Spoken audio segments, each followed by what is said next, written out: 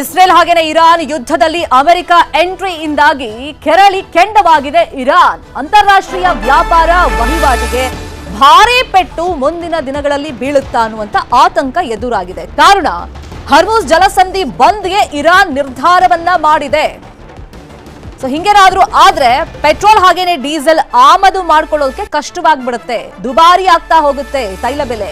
ಜಲಸಂಧಿ ಬಂದ್ ಆದ್ರೆ ಜಾಗತಿಕ ವ್ಯಾಪಾರಕ್ಕೆ ಭಾರೀ ಮಟ್ಟದಲ್ಲಿ ಪೆಟ್ಟು ಬೀಳುತ್ತೆ. ಭಾರತಕ್ಕೆ ತೈಲ ಸಾಗಣೆ ಮಾರ್ಗ ಬಂದ್ ಆದ್ರೆ ಕಷ್ಟವಾಗುತ್ತೆ. ಭಾರತದಲ್ಲಿ ಪೆಟ್ರೋಲ್ ಹಾಗೇನೆ ಡೀಸೆಲ್ ಬೆಲೆ ಏರಿಕೆ ಆಗುವಂತ ಚಾನ್ಸಸ್ ಮ್ಯಾಕ್ಸಿಮಮ್ ಇದೆ.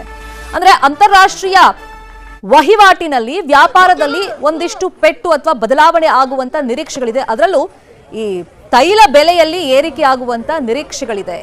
ಸೊ ಹೀಗಾಗಿ ಅಮೆರಿಕ ಮಧ್ಯಪ್ರವೇಶ ಆಗಿರೋದೇ ಈಗ ಇರಾನ್ ಸಿಟ್ಟಿಗೆ ಕಾರಣವಾಗಿದೆ. ಇನ್ನೊಂದ್ ಕಡೆ ನಾವು ಸುಮ್ಮನೆ ಕೂತ್ಕೊಳ್ಳಲ್ಲ ಅಂತಾನು ಅಮೆರಿಕ ಮತ್ತೆ ಅಂದ್ರೆ ಟ್ರಂಪ್ ಮತ್ತೆ ಇರಾನ್ಗೆ ಎಚ್ಚರಿಕೆಯನ್ನ ಕೊಡ್ತಲೇ ಇದ್ದಾರೆ. ಇನ್ನೊಂದ್ ಕಡೆ ಖಮೇನಿ ಆಲ್ರೆಡಿ ಈಗ ಬಂಕರ್ ಅನ್ನ ಸೇರ್ಕೊಂಡ್ಬಿಟ್ಟಿದ್ದಾರೆ. ಅವರನ್ನ ನಾವು ಈ ಸತಿ ಮುಗಿಸೇ ತೀರೋದು ಅಂತ ಇಸ್ರೇಲ್ ಕೂಡ ಶಪಥವನ್ನ ಮಾಡ್ಬಿಟ್ಟಿದೆ. ನಿಟ್ಟಿನಲ್ಲಿ ಮಹಾಯುದ್ಧನೇ ನಡೀತಾ ಇದೆ. ಅಲ್ಲಿರುವಂತ ನಾಗರಿಕರು ಇದರಿಂದಾಗಿ ಸಂಕಷ್ಟವನ್ನ ಎದುರಿಸ್ತಾ ಇದ್ರೆ, ಇನ್ನೊಂದ್ ಕಡೆ ಅಂತಾರಾಷ್ಟ್ರೀಯ ಮಟ್ಟದಲ್ಲೂ ಕೂಡ ದೊಡ್ಡ ಮಟ್ಟದಲ್ಲಿ ಹೊಡೆತ ಬೀಳುವಂತ ಸಾಧ್ಯತೆಗಳು ದಟ್ಟವಾಗಿ ಕಾಣ್ತಾ ಇದೆ. ಅಮೆರಿಕ ದಾಳಿಯಿಂದ ಇರಾನ್ ಒಂದು ನಿರ್ಧಾರಕ್ಕೆ ಬರಬಹುದು.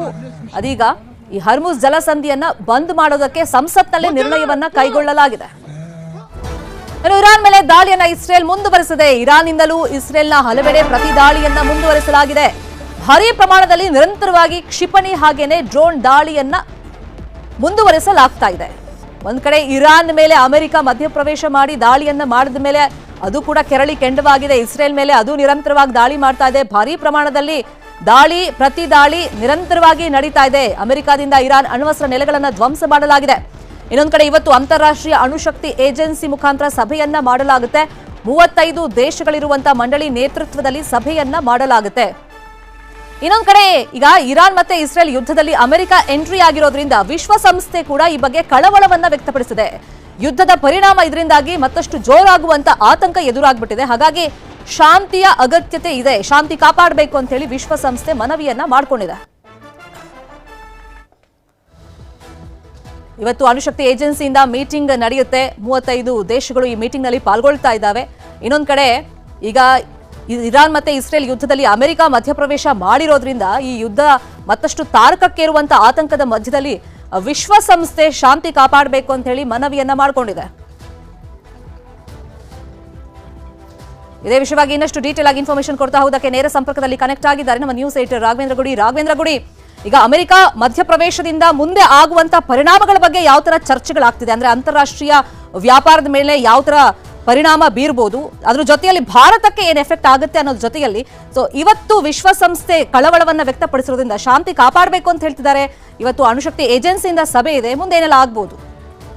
ಈ ವಿಶ್ವಸಂಸ್ಥೆ ಭದ್ರತಾ ಮಂಡಳಿ ಇವೆಲ್ಲವೂ ಕೂಡ ಅಮೆರಿಕ ವಿಚಾರ ಬಂದಂತ ಸಂದರ್ಭದಲ್ಲಿ ಹಲ್ಲಿಲ್ಲದ ಹಾವಿನ ರೀತಿಯಾಗಿ ಶ್ರಮಿತ. ಹೀಗಾಗಿ ಅವರು ಕೇವಲ ಹೇಳಿಕೆಯನ್ನ ಬಿಡುಗಡೆ ಮಾಡಬಹುದು, ಒಂದು ಎಕ್ಸ್ ನಲ್ಲಿ ಪೋಸ್ಟ್ ಅನ್ನ ಮಾಡಬಹುದು ಹೊರತು ಬಿಳಿದ ಯಾವುದೇ ರೀತಿಯಾಗಿರ್ತಕ್ಕಂತಹ ಕ್ರಮವನ್ನ ತೆಗೆದುಕೊಳ್ಳುವಷ್ಟು ಅಧಿಕಾರವಾಗ್ಲಿ ಧೈರ್ಯವಾಗ್ಲಿ ಅಥವಾ ಅವರ ವ್ಯಾಪ್ತಿ ಆಗ್ಲಿ ಖಂಡಿತವಾಗಿಯೂ ಇಲ್ಲ. ಹೀಗಾಗಿ ಆ ವಿಶ್ವಸಂಸ್ಥೆ ಇವೆಲ್ಲವೂ ಏನಿದಾವೆ ಕೇವಲ ಬಡ ರಾಷ್ಟ್ರಗಳು ಮಧ್ಯಮ ರಾಷ್ಟ್ರಗಳನ್ನ ಮಾತ್ರ ಟಾರ್ಗೆಟ್ ಮಾಡುವುದಕ್ಕೆ ಶಕ್ಯವಾಗಿರ್ತಕ್ಕಂಥ ಒಂದಿಷ್ಟು ಸಂಸ್ಥೆಗಳು ಅಂತ ನಾವು ಪರಿಗಣಿಸಬಹುದು. ಆದ್ರೆ ಈಗ ನೀವು ಕೇಳ್ತಾ ಇದ್ದಾಗೆ ಅಮೆರಿಕ ಈ ಯುದ್ಧದಲ್ಲಿ ಎಂಟ್ರಿ ಆದ ಬಳಿಕ ಉಂಟಾಗಬಹುದಾದಂತಹ ಪರಿಣಾಮ ಏನಂದ್ರೆ ಖಂಡಿತವಾಗಿಯೂ ಆ ಪರಿಣಾಮ ಅತ್ಯಂತ ದೊಡ್ಡ ಮಟ್ಟದಲ್ಲಿ ಇಡೀ ವಿಶ್ವದ ಆರ್ಥಿಕತೆಯ ಮೇಲೆ ಪೆಟ್ಟನ್ನ ಬೀರುವ ರೀತಿಯಾಗಿ ಇರ್ತಕ್ಕಂಥದ್ದು. ಯಾಕಂದ್ರೆ ಈಗ ಇರಾನ್ ಅಂತೂ ನೇರವಾಗಿ ಅಮೆರಿಕದ ಮೇಲೆ ದಾಳಿ ಮಾಡೋದಕ್ಕೆ ಸಾಧ್ಯ ಆಗೋದಿಲ್ಲ. ಅಮೆರಿಕದ ಲ್ಯಾಂಡ್ ಅನ್ನ ಅಥವಾ ಅಲ್ಲಿಯ ಭೂಮಿಯನ್ನ ಟಾರ್ಗೆಟ್ ಮಾಡಿ ಅಲ್ಲಿಯ ಟಾರ್ಗೆಟ್ ಗಳನ್ನ ಅವ್ರಿಗೆ ಅದನ್ನ ಹಿಟ್ ಮಾಡೋದಷ್ಟು ಮಿಸೈಲ್ಸ್ ಗಳಾಗ್ಲಿ, ಫೈರ್ ಪವರ್ ಆಗ್ಲಿ ಅಥವಾ ಮನಿ ಪವರ್ ಆಗ್ಲಿ ಯಾವುದೂ ಕೂಡ ಈಗ ಇರಾನ್ ಬಳಿಯಲ್ಲಿ ಇಲ್ಲ. ಆದ್ರೆ ಈ ಅಮೆರಿಕದ ಹಿತಾಸಕ್ತಿ ಜೊತೆಯಲ್ಲಿ ಇಡೀ ವಿಶ್ವದ ಹಿತಾಸಕ್ತಿಗೆ ಧಕ್ಕೆ ಮಾಡುವಷ್ಟು ಶಕ್ತಿ ಮಾತ್ರ ಅವರ ನೌಕಾನೆಲೆಗೆ ಇರ್ತಕ್ಕಂಥದ್ದು. ಅದು ಹೇಗೆ ಅಂತ ನೋಡೋದಾದ್ರೆ ಇರಾನ್ ನೌಕೆ ಏನಿದೆ ಅದು ಅಂದ್ರೆ ನೌಕಾಸೇನೆ ಏನಿದೆ ಅದು ಕೂಡ ಅತ್ಯಂತ ಪವರ್ಫುಲ್ ಆಗಿರ್ತಕ್ಕಂಥ ನೌಕಾಸೇನೆಗಳಲ್ಲಿ ಒಂದಾಗಿರ್ತಕ್ಕಂಥದ್ದು. ಎಸ್ಪೆಷಲಿ ತನ್ನ ರೀಜನ್ ನ ವಿಚಾರ ಬಂದಾಗ ತನ್ನ ಒಂದು ಪ್ರದೇಶದ ಒಂದು ಸಮುದ್ರ ಕಡಲಿನ ಭೌಗೋಳಿಕ ಪ್ರದೇಶ ಬಂದಂತ ಸಂದರ್ಭದಲ್ಲಿ ಸಾಕಷ್ಟು ಪವರ್ಫುಲ್ ಆಗಿರ್ತಕ್ಕಂಥದ್ದು. ಇಡೀ ವಿಶ್ವಕ್ಕೆ ಇರ್ತಕ್ಕಂಥ ಆತಂಕವೇ ಅದು. ಆ ಆತಂಕ ನಿಜ ಆಗ್ಬಿಡುತ್ತಾ ಅನ್ನುವಂತ ಪ್ರಶ್ನೆ ಮೂಡುವ ರೀತಿಯಲ್ಲಿ ಇವತ್ತು ಬೆಳವಣಿಗೆಗಳು ಇರಾನ್ ನಲ್ಲಿ ಆಗ್ತಾ ಇದಾವೆ. ನಿನ್ನೆ ತಾನೇ ಇರಾನ್ ಈ ಹರ್ಮುಜ್ ಜಲಸಂಧಿಯ ಒಂದು ಬಂದ್ ಮಾಡೋದಕ್ಕೆ ಅದನ್ನ ಬ್ಲಾಕೇಡ್ ಮಾಡೋದಕ್ಕೆ ನಿರ್ಧಾರವನ್ನ ತೆಗೆದುಕೊಂಡಿರುವಂತಹ ಮಾಹಿತಿಗಳು ಬರ್ತಾ ಇದಾವೆ. ಈಗ ಅದರ ಸುಪ್ರೀಂ ಕಮಿಟಿಗೆ ರೆಕಮೆಂಡ್ ಮಾಡಲಾಗಿದೆ. ಒಂದು ವೇಳೆ ಸುಪ್ರೀಂ ಕಮಿಟಿಯಲ್ಲೂ ಕೂಡ ಏನಾದ್ರೂ ಅನುಮೋದನೆ ಸಿಕ್ಕಿದ್ದೆ ಆದ್ರೆ ನಿಸ್ಸಂಶಯವಾಗಿ ಭಾರತವೂ ಸೇರಿದಂತೆ ಇಡೀ ವಿಶ್ವದ ಆರ್ಥಿಕತೆ ಜೊತೆಗೆ ತೈಲ ಬೆಲೆಯ ಮೇಲೆ ನೇರವಾದಂತಹ ದುಷ್ಪರಿಣಾಮ ಬೀರೋದ್ರಲ್ಲಿ ಸಂಶಯನೇ ಇಲ್ಲ. ಯಾಕಂದ್ರೆ ಈ ಹರ್ಮೋಸ್ ಜಲಸಂಧಿಯ ಮೂಲಕವಾಗಿ ವಿಶ್ವದ 20% ರಿಂದ 30% ತೈಲ ಸರಬರಾಜಾಗುತ್ತೆ. ತೈಲ ಅಲ್ಲಿಂದ ಒಂದು ರಫ್ತಾಗುವಂತದ್ದು ಆ ಒಂದು ಮಾರ್ಗದ ಮೂಲಕವಾಗಿ ಹೋಗ್ಬೇಕು. ಆ ಮಾರ್ಗ ಅತ್ಯಂತ ಚೋಕ್ ಪಾಯಿಂಟ್ ರೀತಿಯಾಗಿರ್ತಕ್ಕಂಥದ್ದು. ಅದನ್ನ ಇರಾನ್ ಬ್ಲಾಕೇಡ್ ಮಾಡಿದ್ದೆ ಆದ್ರೆ ಪ್ರಮುಖವಾಗಿ ಪೆಟ್ಟಾಗುವಂತದ್ದು ಚೀನಾಕ್ಕೆ. ಯಾಕಂದ್ರೆ ಚೀನಾದ 50% ತೈಲ ಬರುವಂತದ್ದೇ ಅಲ್ಲಿಂದ. ಉಳಿದಂತೆ ಭಾರತಕ್ಕೂ ಕೂಡ ಅದರಿಂದ ಧಕ್ಕೆ ಆಗುತ್ತೆ. ಯಾಕಂದ್ರೆ ಭಾರತ ಕೂಡ ತೈಲ ತರಿಸ್ಕೊಳ್ಳೋದು ಅದೇ ಮಾರ್ಗದಿಂದಾಗಿ. ಇಂತಹ ಸಂದರ್ಭದಲ್ಲಿ ಏನಾಗುತ್ತಂದ್ರೆ ತೈಲ ಬೆಲೆಯಲ್ಲಿ ಏರಿಕೆ ಆಗುತ್ತೆ. ಆಲ್ರೆಡಿ ಇವತ್ತು ಬಂದಿರುವಂತ ಮಾಹಿತಿಯನ್ನ ನೋಡೋದಾದ್ರೆ ವಿಶ್ವದ ತೈಲ ಬೆಲೆಯಲ್ಲಿ 2% ಹೆಚ್ಚಾಗಿದೆ ಅನ್ನುವಂತ ಮಾಹಿತಿ ಬರ್ತಾ ಇದೆ.